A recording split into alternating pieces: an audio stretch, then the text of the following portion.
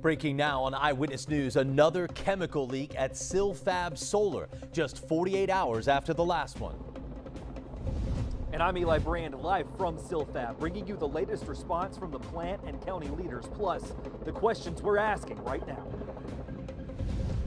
I'm Yana Massey, live from Pleasant Knoll Middle School. We'll tell you about how a local elementary school sent kids home before the start of classes and how the district is now responding. Eyewitness News at noon starts with that breaking news, and we begin with a live look from Chopper 9 Sky Zoom of Silfab Solar, where there is a second reported leak, the second in this week. This is the Fort Mill plant that many neighbors have been talking about, concerned about for years. Take a look at this. To your left is a picture from a viewer showing red tape across a door with a sign posted on it. On the right, our Sky Drone 9 captured red tape lining a bay door this morning, or a regular door right next to that bay door. York County says today's leak involves hydrofluoric acid. Thanks for joining us. I'm Evan Donovan. We first told you about this spill as breaking news at 8:30 this morning over on TV 64. We first learned from a parent that Flint Hill Elementary School closed just before the start of this school day.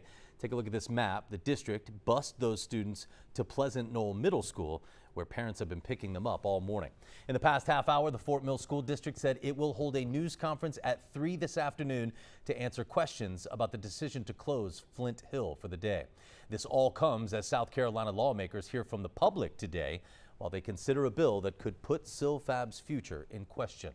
We have live team coverage this afternoon, live at Silfab Solar and from a nearby school with concerned parents. Let's start with Channel 9's Eli Brand live outside the plant. Evan, you can see Silfab here behind me. It's really been business as usual here most of the day from what we've seen. Employees going into and out of the building just doing their jobs. So we've had a lot of questions. We're asking right now when this leak happened and what caused it. We're still waiting on answers from officials, but we do have an insight from some neighbors nearby. They reached out to us early this morning telling us they got word that they believed a leak was happening, so they launched their drone to investigate.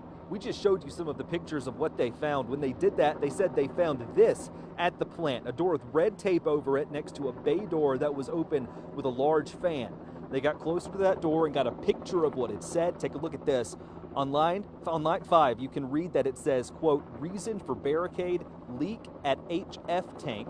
My photographer launched Sky Drone 9 about an hour and a half ago and found that same area at Silfab. You can see the fan is now gone, but red tape is still up around one of those doors, and it appears the sign explaining the barricade is still posted. Now, State Rep David Martin from York County, he tells us those same neighbors also reached out to him, and he told them to call 911. That's how he claims the leak was discovered. Around 8 this morning, the York County government posted on Facebook saying there was a hydrofluoric acid leak at the facility that was contained. They went on to say, quote, we are incredibly disappointed that another issue at Silfab Solar has occurred. York County does not have regulatory authority, but will continue to cooperate with those agencies who do. Silfab sent us a statement about an hour after that saying there is no emergency at the Silfab Solar site and there is no need for emergency services or any public safety concerns. We are asking right now, once again, what caused this leak? When did it happen? How much did leak? And does Silfab need to report this, or did they need to report it when it happened? We are still waiting to get those answers. When we get them, we will share them with you. And you also remember at the top of the show, we talked about the elementary school about a half a mile from here that had to close. My colleague, Yana Massey, she's been speaking with parents about that all morning. She joins us now. Well, Eli, parents tell me they are frustrated after their morning took an unexpected turn. They lined up here right behind me at this football field. We're here at Pleasant Knoll Middle School, and they waited to pick up their children after yet another issue at the Silfab Solar plant. Flint Hill Elementary School families were notified early Thursday morning about what they called an active incident at Silfab Solar.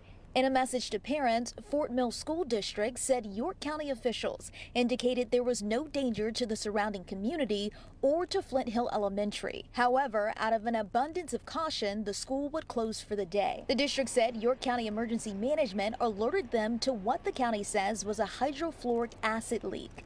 Students who were already on buses were redirected here to Pleasant Knoll Middle School. She got up, got on the bus and went to school, and then suddenly get a call at 8:30 that Flintel Elementary School is closed. I found out when I got to work all the way in Concord, so I turned around and came back. Throughout the morning, parking lots filled and long lines formed as parents anxiously awaited their children. I think it's just the fact that we don't know what's happening and we don't know if we trust this company. It's been hectic, and it's not the first time this has happened, right? So it's concerning. Beyond the disruption, several parents say the incident adds to the concerns about the facility operating so close to the school. 100%. They shouldn't have had it open at all.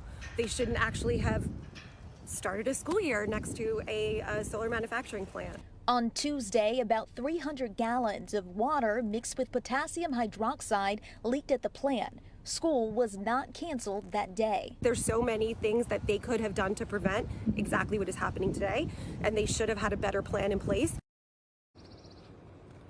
Well, we have been in contact with the Fort Mill School District. They will host a media briefing that happens this afternoon.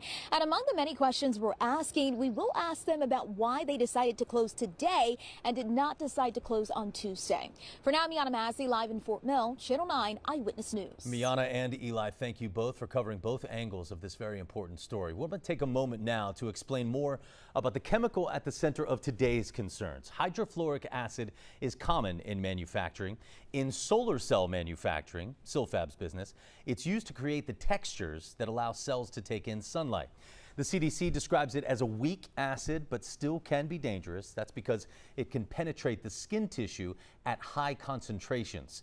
It could also create toxic fumes that cause skin and lung irritation. All of those effects depend on how concentrated the acid is and how long people are exposed. Again, today, Silfab says the public was not exposed.